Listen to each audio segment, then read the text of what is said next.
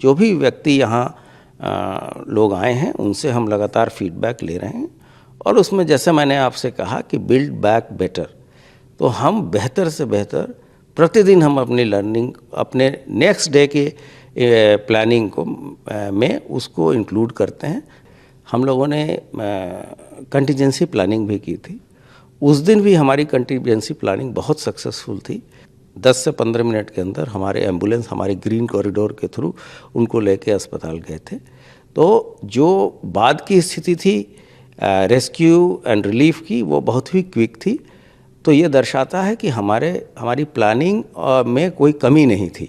उन्होंने समय रहते बहुत ही अल्पावधि में कार्य किया है और हम लोगों ने इसको पता भी किया कि 10 मिनट के अंदर सारे जो घायल थे उनको हम लोगों ने अस्पताल में पहुंचाया। आने वाले महाशिवरात्रि के पर्व तक हमारी अन्य चुनौतियां भी हैं, जैसे बहुत सारे हमारे सेक्टर्स जहाँ पे अखाड़े लगे थे वो खाली हैं, तो वहाँ जो संपत्ति है, चाहे वो सरकारी संपत्ति हो या किसी कॉन्ट्रैक्टर की हो, उसकी सुरक्षा, और इस दौरान बड़े क्षेत्र में कोई व्यक्ति भटक न जाए, इसके लिए 3 शिफ्टों में भी ड्यूटी प्रतिदिन लगाई जाती है।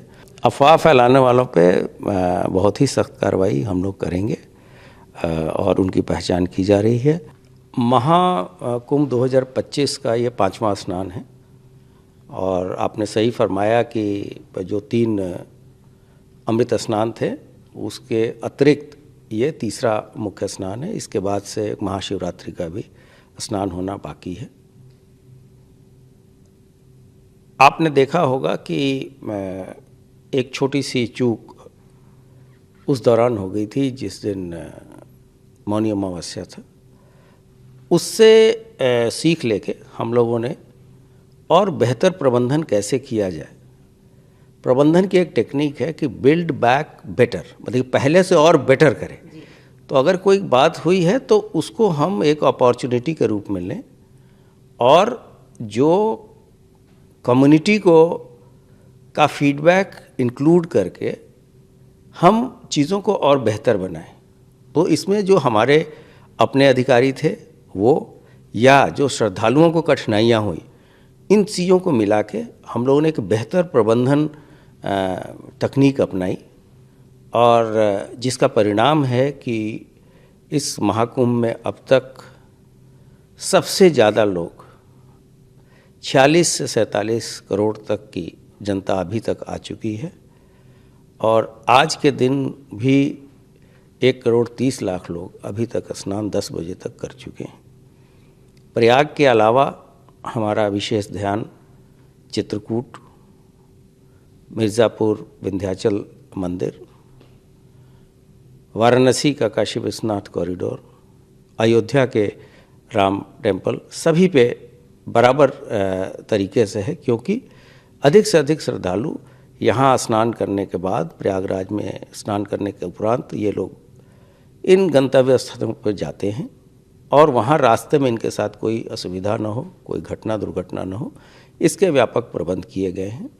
हम लोगों ने लखनऊ में भी एक वार रूम बना रखा है जहाँ से लाइव फीड हम प्रयागराज क्षेत्र का ले रहे हैं और जैसा कि आप अवगत हैं कि लगभग 2500 से अधिक कैमरे हमारे एक्टिव हैं और उन सभी का लाइव फीड हमारे ICCC जो प्रयागराज में है वहाँ जाता है और यहाँ भी देखा जाता है। कोई भी निर्देश अगर यहाँ से देने होते हैं हम लोग ICCC को देते हैं। वहाँ एक काफ़ी सीनियर IPS ऑफिसर को प्रभारी बनाया गया है। इसके अलावे जो इंसिडेंट कमांडर होते हैं वो वहाँ पे स्वयं मौजूद रहते हैं, सीनियर ऑफिसर, और जो निर्देश यहाँ से मुख्यालय से दिए जाते हैं उसका इम्प्लीमेंटेशन, क्रियान्वयन वो लोग फील्ड पे कराते हैं। तो ये जो बेहतर प्रबंधन और भीड़ नियंत्रण के बारे में जो प्रबंधन किए गए, उसका ये सुखद परिणाम है कि चीज़ें बहुत ही व्यवस्थित और सुनियोजित तरीके से भीड़ होने के बावजूद चीज़ें चल रही हैं। क्या इशू रहा, क्योंकि जैसा कि एक हालांकि 47 करोड़ लोग अब तक आ चुके हैं, बड़ा नंबर है ये, वहाँ तक पहुँचना। पुलिस ने उसको सीख के बाद आज का स्नान हो या अभी 26 तारीख का स्नान बाकी है, तो उसको लेकर के ये कहा गया कि बहुत से लोग फंसे रहे। आज की तारीख में भी सवाल ये उठ रहा है कि बॉर्डर सील हैं, लोग नहीं आ पा रहे हैं, लोगों को दिक्कतों का जिक्र किया गया, ऑपोजिशन हो, पार्लियामेंट हो, या हर जगह लोग इस पे चर्चा करते रहे। आप लोग कैसे इसको कंट्रोल कर पा रहे हैं या कैसे मैनेज किया गया है? वाकई कितनी दिक्कतें थी या पुलिस ने इसको कैसे मैनेज किया? मैंने पहले भी कहा है कि इसमें कोई एडमिनिस्ट्रेटिव लैप्स नहीं है। ये हमारा पब्लिक का इतना ओवरवेलमिंग रिस्पांस है, इतनी अधिक संख्या में लोग आ रहे हैं। और आप देखेंगे कि मेले की शुरुआत से अब तक जो जिस वर्ग के लोग आ रहे हैं उसमें भी काफ़ी अंतर हुआ है।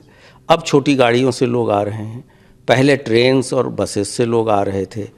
तो लोगों के आने के मोड ऑफ ट्रांसपोर्ट में भी अंतर हो रहा है, तथा उनकी जो बहुत सारे लोग इसलिए शुरू में नहीं आए कि अब भीड़ कम होगी, लेकिन कुंभ का इतना विश्वव्यापी इसकी पहुंच हो गई है कि सभी पूरे संसार से लोग आ रहे हैं।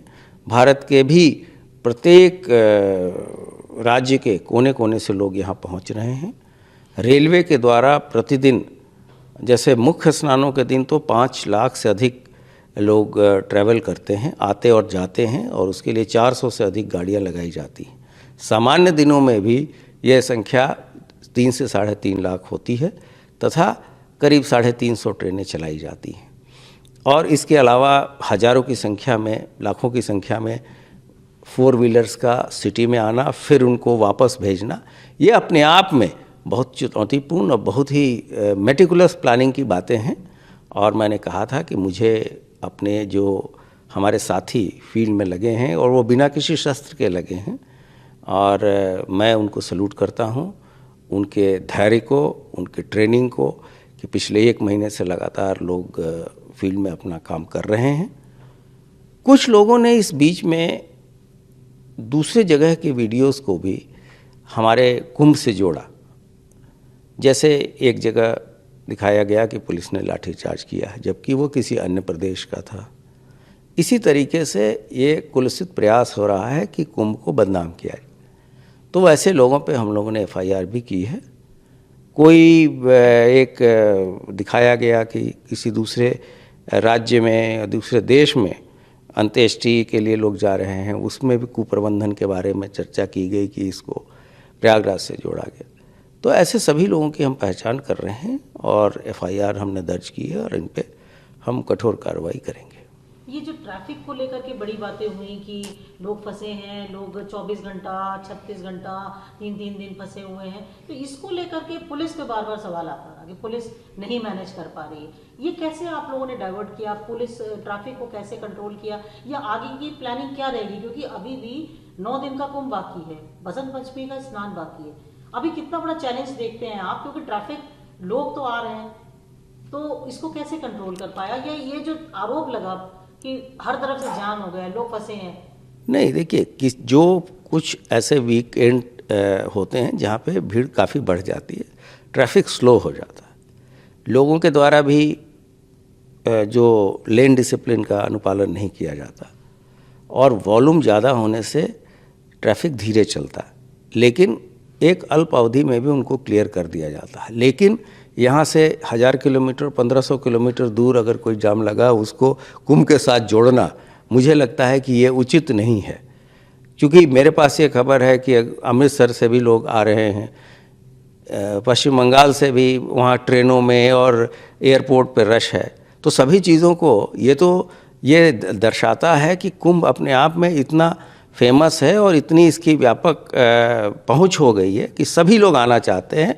और जिस हिसाब से लोग आए हैं, अब तक 1/3 हमारी कंट्री का पॉपुलेशन ने तो यहाँ स्नान कर ही लिया है।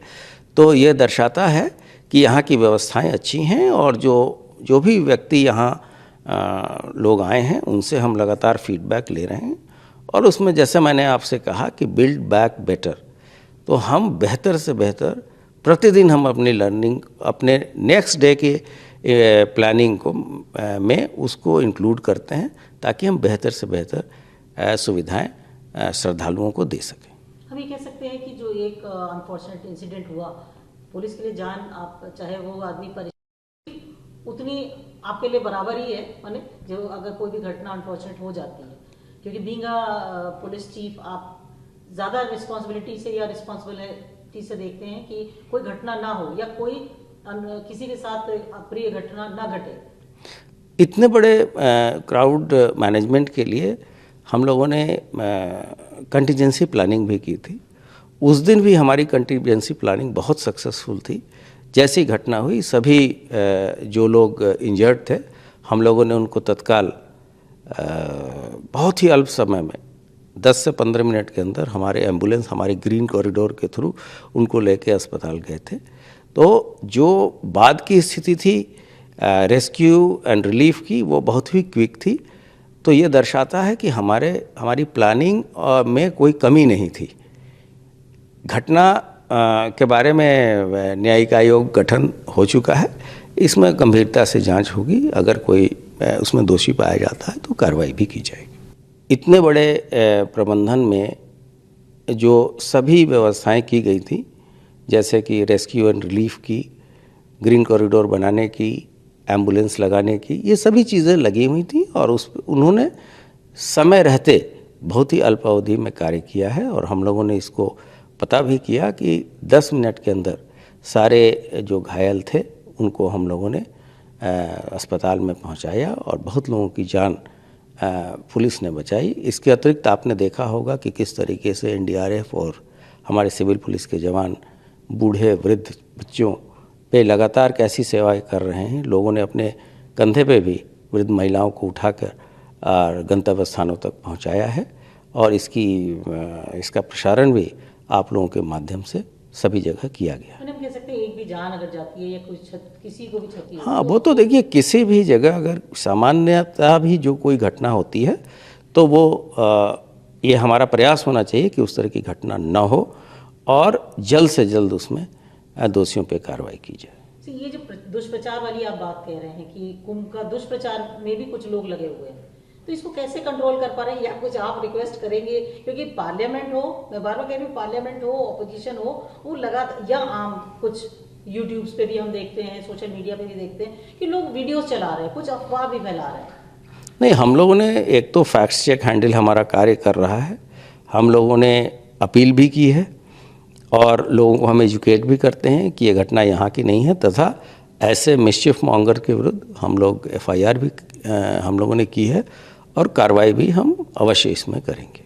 क्योंकि सर अभी 26 फरवरी तक का मेला बाकी है, तो अभी समय है, तो आप क्या किस तरीके से सख्त कार्रवाई देंगे या पुलिस कितनी अलर्ट है कि कोई अफवाह न फैला पाए, कुंभ को लेकर दुष्प्रचार न करे, मतलब इसकी छवि को खराब करने का जो प्रयास में लोग लगे हैं वो न कर पाए? आने वाले महाशिवरात्रि के पर्व तक हमारी अन्य चुनौतियां भी हैं। जैसे बहुत सारे हमारे सेक्टर्स जहाँ पे अखाड़े लगे थे वो खाली हैं, तो वहाँ जो संपत्ति है, चाहे वो सरकारी संपत्ति हो या किसी कॉन्ट्रैक्टर की हो, उसकी सुरक्षा, और इस दौरान बड़े क्षेत्र में कोई व्यक्ति भटक न जाए, इसके लिए 3 शिफ्टों में भी ड्यूटी प्रतिदिन लगाई जाती है।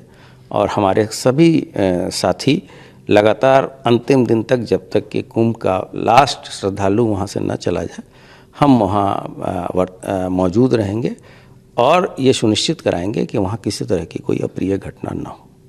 और ये अफवाह फैलाने वालों पर कितना सख्त रहेगी? क्योंकि अभी तो अफवाह फैलाने वालों पे बहुत ही सख्त कार्रवाई हम लोग करेंगे और उनकी पहचान की जा रही है और हम संबंधित सोशल मीडिया प्लेटफॉर्म से उनकी सारी डिटेल ले रहे हैं।